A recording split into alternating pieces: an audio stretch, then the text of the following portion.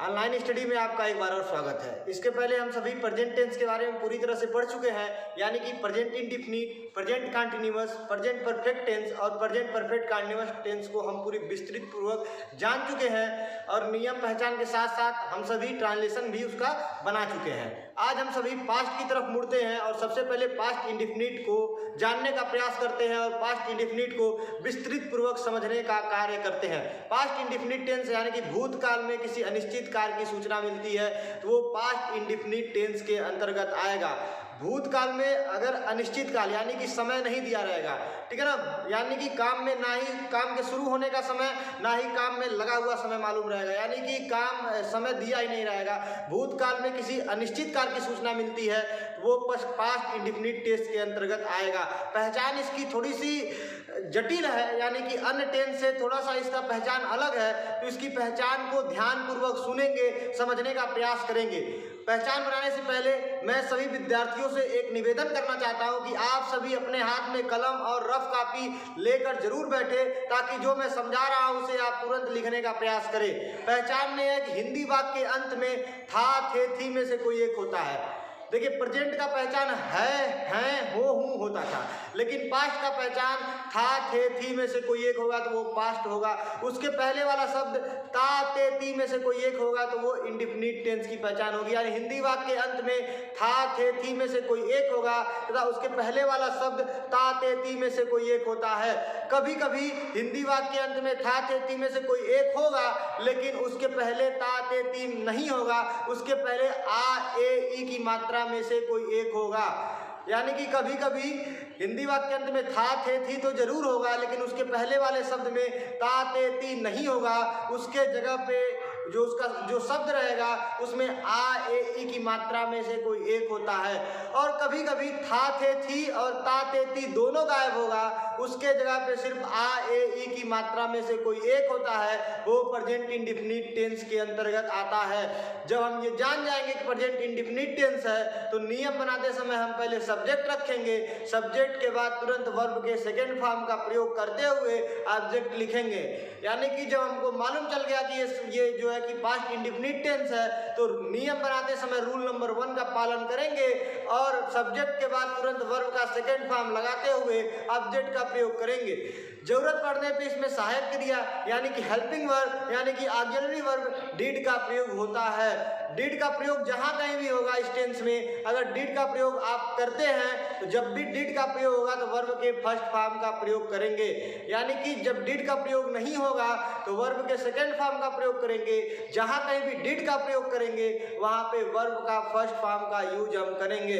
तो positive sentence में subject के बाद वर्ब का सेकेंड फॉर्म और ऑब्जेक्ट लगाएंगे। सब पॉजिटिव सेंटेंस में आमतौर पे डिड का प्रयोग नहीं करते हैं, लेकिन जहां बात में जोर दिया गया होता है, जहां किसी बात में जोर दिया रहता है, जैसे कि वह नहाता तो था, वह नहाता तो था, यानी कि जोर दिया गया है। जब जोर दिया रहेगा तो उसमें उस वाक्य में डिड का प्रयोग करेंगे।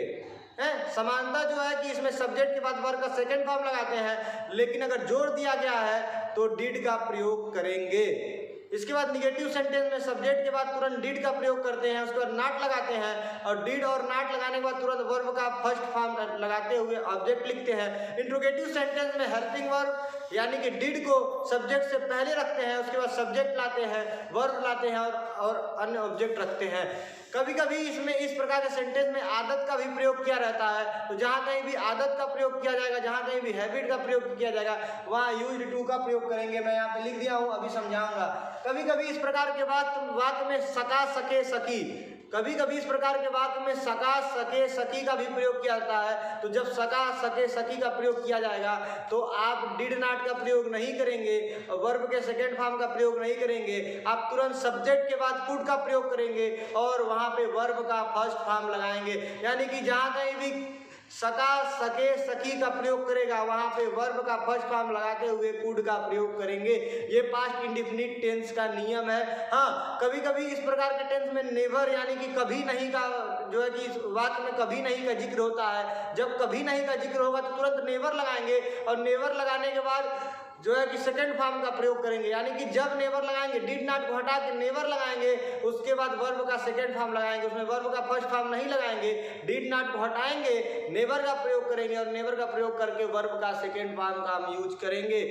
एक बार और ऊपर आते हैं, सब कुछ मैं मौखिक रूप से बता दिया हूँ, लेकिन बोर्ड पे भी वही चीज़ मैं लिख दिया था पहले, ताकि आपको लिखने में आसानी हो, समझने में आसानी हो। तो फिर से हम चलते हैं बोर्ड की तरफ। पास्ट इंडिफिनिट टेंस, भूतकाल में किसी अनिश्चित कार्य की सूचना मिलती है तो पास्ट इंडिफिनिट टेंस होता है। मोटी मोटा आप दिमाग में बैठा लेंगे कि भूतकाल में किसी अनिश्चित कार्य की सूचना मिलती है तो वो पास्ट इंडिफिनिट टेंस के अंतर्गत आएगा। इसकी पहचान क्या है?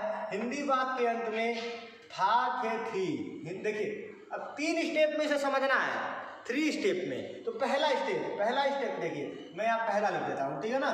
हिंदी वाक्य के अंत में था, थे, थी में से कोई एक होता है और उसके पहले वाला शब्द ता, ते, ती में से कोई एक होता है। फर्स्ट स्टेप ये है।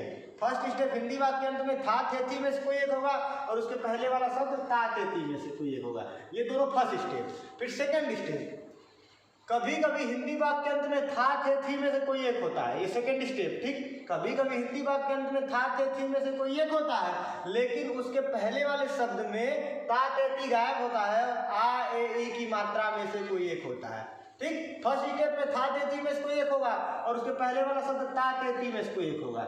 सेकेंड स्टेप में था, ते, थी में से कोई एक होगा और ता, ते, ती गायब होगा, आ, ए, ई की मात्रा में से कोई एक होगा। और थर्ड स्टेप में था, थे, थी और ता, ते, ती दोनों गायब होगा और उसके जगह पे आ, ए, ई की मात्रा में से कोई एक होगा। थोड़ा सा समझने वाला चीज है, अगर समझेंगे नहीं थोड़ा सा कठिन लगेगा, लेकिन अगर ये तीनों स्टेप अगर समझ जाएंगे आप तो काफी आसान हो जाएगा। तीनों स्टेप मीन्स कि हिंदी वाक्य के अंत में था, थे, थी में से कोई एक होगा तथा उसके पहले वाला शब्द ता, ते, ती में से कोई एक होगा। पहला स्टेप, कभी कभी था, थे, थी में से कोई एक होगा और ता, ते, ती गायब होगा, उसके जब आ, ए, ई की मात्रा में से कोई एक होगा। सेकेंड स्टेप और थर्ड स्टेप कि था, थे, थी और ता, ते, ती दोनों गायब रहेगा, उसके जब आ, ए, ई की मात्रा में से कोई एक होगा, वो पास्ट इंडिफिनिट टेंस के अंतर्गत आएगा। नियम, सब्जेक्ट प्लस वर्ब का सेकेंड फॉर्म प्लस ऑब्जेक्ट, यानी कि पॉजिटिव सेंटेंस अगर होता है तो सब्जेक्ट लिखेंगे और वर्ब का सेकेंड फॉर्म का प्रयोग करेंगे और ऑब्जेक्ट लिखेंगे, ठीक है ना। ये क्या नाम है? पॉजिटिव सेंटेंस है। लेकिन अभी जोर दिया गया होगा, अगर किसी वाक्य में जोर दिया गया होगा, जैसे मैं एग्जांपल दिया था वह नहाता तो है, वह नहाता तो है, यानी कि जोर दिया गया है। तो जब जोर दिया जाएगा तो यहाँ पे डिड का प्रयोग करेंगे और वर्ब के फर्स्ट फॉर्म का प्रयोग करेंगे। एक्सेप्शन है वो, यानी कि वो अपवाद है, ठीक है ना। फिर सेकेंड में आएंगे, निगेटिव सेंटेंस में subject plus helping verb did का प्रयोग करेंगे। हाँ, पास्ट इंडेफिनिट एक ऐसा टेंस है जिसमें हेल्पिंग वर्ब डिड का प्रयोग होता है, चाहे वो सिंगुलर हो या प्लूरल हो, चाहे वो एक वचन हो या बहुवचन हो, आपको डिड का ही प्रयोग करना है। अगर निगेटिव आता है तो सिंगुलर हो या प्लूरल हो सब्जेक्ट, आपको डिड का प्रयोग करना है। यानी कि सब्जेक्ट प्लस हेल्पिंग वर्ब, फिर नॉट आएगा, फिर वर्ब का फर्स्ट फॉर्म। जब भी डिड का प्रयोग होगा इस ट्रांसलेशन में, इस टेंस में जब भी डिड का प्रयोग होगा, आपको वर्ब के फर्स्ट फॉर्म का प्रयोग करना है। अगर डिड का प्रयोग नहीं होता है तो वर्ब के सेकेंड फॉर्म का प्रयोग आपको करना है, ठीक है ना। तो सब्जेक्ट हेल्पिंग और डिड का प्रयोग हो गया तो वर्ब का फर्स्ट फॉर्म फिर ऑब्जेक्ट। इंट्रोगेटिव में क्या करेंगे? हेल्पिंग और डिड को उठा के आप पहले रख देंगे, फिर सब्जेक्ट, वर्ब का फर्स्ट फॉर्म, फिर ऑब्जेक्ट, ठीक है ना। इसमें कुछ दो तीन ऐसे अपवाद भी हैं, ऐसा कह लीजिए नियम है।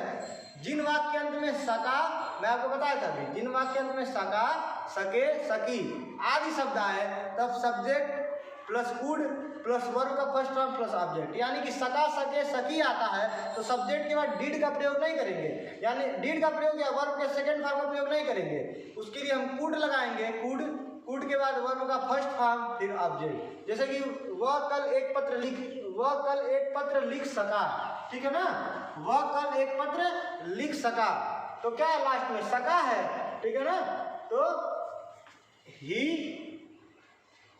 फिर क्या है? ही के बाद कुड है, ही के बाद कुड है, तो सब्जेक्ट के बाद तुरंत कुड लगाएंगे, ही कुड, फिर वर्ब का फर्स्ट फॉर्म, यानी कि वर्ब खोजना है तो लिखना वर्ब है, ही कुड राइट, ठीक। फिर ऑब्जेक्ट, राइट अ लेटर। कल है तो राइट अ लेटर यस्टरडे। एक इसका नियम एक और कि जहाँ कहीं भी कल शब्द का प्रयोग होगा, मतलब कल के लिए हमेशा यस्टरडे का प्रयोग करेंगे। पास्ट टेंस में जहाँ कहीं भी कल आएगा वहाँ पे यस्टरडे का प्रयोग करेंगे, टुमारो का नहीं करेंगे। जहाँ कहीं भी पास्ट में जहाँ कहीं भी कल का प्रयोग आएगा यस्टरडे का प्रयोग हम करेंगे, ठीक है ना। तो वह कल एक पत्र लिख सका, लास्ट में सका, सके, सकी में से कुछ कोई एक है, तो सब्जेक्ट के बाद ही कुड, फिर राइट अ लेटर यस्टरडे। फिर क्या है, फिर रूल नंबर 5, इस टेंस का प्रयोग आदत प्रकट करने के लिए भी होता है, ठीक है। इस टेंस में जब आदत प्रकट किया रहता है तो यूज्ड टू का प्रयोग करते हैं। हाँ, उस नियम से भी बना सकते हैं, इस नियम से भी बना सकते हैं, जो सब्जेक्ट है वर्ब का सेकंड फॉर्म है ऑब्जेक्ट, इस नियम से ही बना सकते हैं। लेकिन अगर आदत का प्रयोग किया रहता है तो इस तरह भी बनाया जा सकता है, जैसे सब्जेक्ट, फिर यूज्ड टू, फिर वर्ब का फर्स्ट फॉर्म, फिर ऑब्जेक्ट। वह मुझे कहानियाँ सुनाया करती थी, वह मुझे कहानियाँ सुनाया करती थी, ठीक है ना। कहानियाँ सुनाया करती थी, आदत, हैबिट एक्सप्रेस हो रहा है। कहानियाँ सुनाया करती थी मतलब रोज हो सकता है सुनाया करती थी, पास्ट टेंस में है तो हैबिट एक्सप्रेस कर रहा है, तो हैबिट के लिए यूज्ड टू का भी प्रयोग कर सकते हैं। हाँ, इससे भी बना सकते हैं, सब्जेक्ट प्लस वर्ब का सेकंड फॉर्म और ऑब्जेक्ट, इससे ही बना सकते हैं। लेकिन अगर यूज्ड टू का प्रयोग करेंगे तो ज़्यादा अच्छा रहेगा। तो करती थी वह सब्जेक्ट हो जाएगा, तो वह स्त्रीलिंग है यानी कि सी। देखिए सब्जेक्ट के बाद सीधा used to, see used to, ठीक है, सी यूज्ड टू। उसके बाद वर्ब का फर्स्ट फॉर्म, सुनाना जो है कि वर्ब है, he used to tell story, ठीक। वह मुझे कहानियाँ सुनाया करती थी, ही यूज्ड टू, वह मुझे, ये मुझे भी है, she used to tell me story, ठीक है, she used to tell me story. ये हो गया आपका जो रूल नंबर 4 था। Rule number 5, rule number 6, rule number 6, past tense में, ठीक है, कल के लिए, ठीक है, पास्ट टेंस में कल के लिए हमेशा यस्टरडे का प्रयोग करते हैं। Rule number 6, rule number 7, rule number 7, अगर सेंटेंस में कभी नहीं का प्रयोग किया गया है, कभी नहीं दिया हुआ है, ठीक है ना। अगर सेंटेंस में कभी नहीं दिया है तो डिड नॉट को हटा के नेवर का प्रयोग करते हैं, नेवर का प्रयोग करते हैं और वर्ब में सेकंड फॉर्म लगाते हैं, ठीक है ना। वर्ब में सेकंड फॉर्म लगाते हैं, ठीक।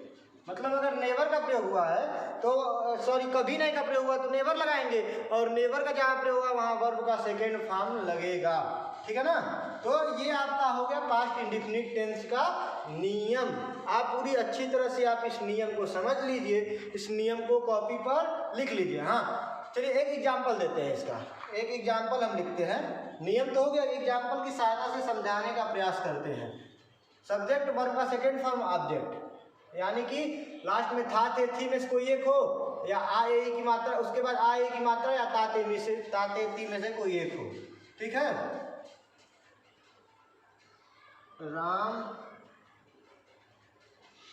राम एक पत्र लिखा, ठीक। राम एक पत्र लिखा, राम एक पत्र लिखा। कभी कभी था, थे, थी और ता, ते, ती दोनों गायब होगा और उसके जगह पे आ ए ई की मात्रा में से कोई एक आएगा, तो वो भी पास्ट इंडेफिनिट टेंस होता है। तो देखिए था, थे, थी और ता, ते, ती दोनों गायब है, आ ए ई की मात्रा में से कोई एक है, वो भी पास्ट इंडेफिनिट टेंस होगा। यानी कि ये पास्ट इंडेफिनिट टेंस है, ठीक है ना। पास्ट इंडेफिनिट टेंस है तो राम एक पत्र लिखा, यानी कि ये पॉजिटिव सेंटेंस है। तो चलते हैं पॉजिटिव सेंटेंस के नियम पे। मैं आपको हमेशा से ही बताता हूँ कि जब भी ट्रांसलेशन बनाइए, आप जो है कि ट्रांसलेशन बनाते समय कॉपी के ऊपर आप रूल जरूर लिख लीजिए उस टेंस का कि रूल क्या होगा। तो हम इस रूल के पास चलते हैं और रूल में सब्जेक्ट है, फिर वर्ब का सेकेंड फॉर्म है, फिर ऑब्जेक्ट है। तो पहले हम सब्जेक्ट खोजेंगे। राम एक पत्र लिखा, मैं आपको हमेशा से ही बताता हूँ कि इसी में से सब्जेक्ट खोज लेना है। राम एक पत्र लिखा, एक पत्र कौन लिखा? राम लिखा, तो राम जो है सब्जेक्ट हो गया, ठीक। अब देखिए हमें सब्जेक्ट मिल गया, उसके बाद वर्ब का सेकंड फॉर्म, वर्ब खोजना है, उसमें सेकंड फॉर्म लगाना है। तो मैं बताया था वर्ब भी इसी में से खोजना है। राम एक पत्र लिखा, राम क्या लिखा? राम एक पत्र लिखा, तो राम जो है क्या किया? राम जो पत्र लिखा, तो लिखना वर्ब हो जाएगा। वर्ब में क्या करना है? सेकंड फॉर्म लगाना है। तो राइट का क्या हो जाएगा? रोट हो जाएगा, ठीक है ना। दो चीज मिल गया, सब्जेक्ट वर्ब मिल गया। अब ऑब्जेक्ट जो है एक पत्र ऑब्जेक्ट हो जाएगा। अब इसी तरह हमें रख देना है सब्जेक्ट और वर्ब का सेकंड फॉर्म और ऑब्जेक्ट इसी प्रकार रख देना है। तो राम, फिर वर्ब का सेकंड फॉर्म रोट, फिर क्या है? फिर object Ram wrote a letter, ठीक। फिर सेकेंड एग्जाम्पल, राम एक पत्र नहीं लिखा है। अगर मान लीजिए आ गया राम एक पत्र नहीं लिखा है, तो नहीं लिखा यानी कि negative sentence, subject plus helping और डिड फिर नॉट फिर वर्ब का फर्स्ट फॉर्म। तो सब्जेक्ट राम, ठीक, फिर हेल्पिंग वर्ब डिड, फिर हेल्पिंग वर्ब डिड का प्रयोग करना है, फिर नॉट का प्रयोग करना है। तो राम डिड नॉट हो गया, वर्ब में फर्स्ट फॉर्म। जब डिड का प्रयोग हुआ तो वर्ब में फर्स्ट फॉर्म, तो वर्ब जो है write, Ram did not write a letter, ठीक है ना। Ram did not write a letter, ठीक। फिर इंट्रोगेटिव सेंटेंस अगर मान लीजिए आ गया, क्या राम एक पत्र लिखा, ठीक है ना। तो क्या के लिए हेल्पिंग वर्ब डिड पहले लिख देंगे, तो डिड, फिर सब्जेक्ट राम आ जाएगा, डिड राम, ठीक, वर्ब का फर्स्ट फॉर्म राइट, फिर ऑब्जेक्ट ए लेटर। फिर यही आ गया, मान लीजिए कि राम एक पत्र कभी नहीं लिखा, राम एक पत्र कभी नहीं लिखा, राम एक पत्र कभी नहीं लिखा। तो कभी के नहीं के लिए क्या करेंगे? डिड नॉट हटा देंगे, राम, फिर never, Ram never wrote, second form. जब नेवर लगेगा तो सेकेंड फॉर्म होगा, मैं आपको यही लिखा हूँ कहीं, लेकिन यहाँ पे प्रयोग करेंगे और वर्ब पे सेकेंड फॉर्म लगाएंगे, Ram never wrote a letter, ठीक। ये आपका एग्जाम्पल है, पॉजिटिव, निगेटिव, इंट्रोगेटिव और फिर ये नेवर वाला, ठीक है ना। ये चारों एग्जाम्पल आप पढ़ेंगे और आगे जो है ट्रांसलेशन बनाने का प्रयास करेंगे। पहले आप ये नियम एक सुंदर से कॉपी में लिखेंगे, नियम लिखेंगे, एग्जाम्पल लिखेंगे। जब नियम और एग्जाम्पल लिख लेंगे तब ट्रांसलेशन बनाने का प्रयास करेंगे। धन्यवाद।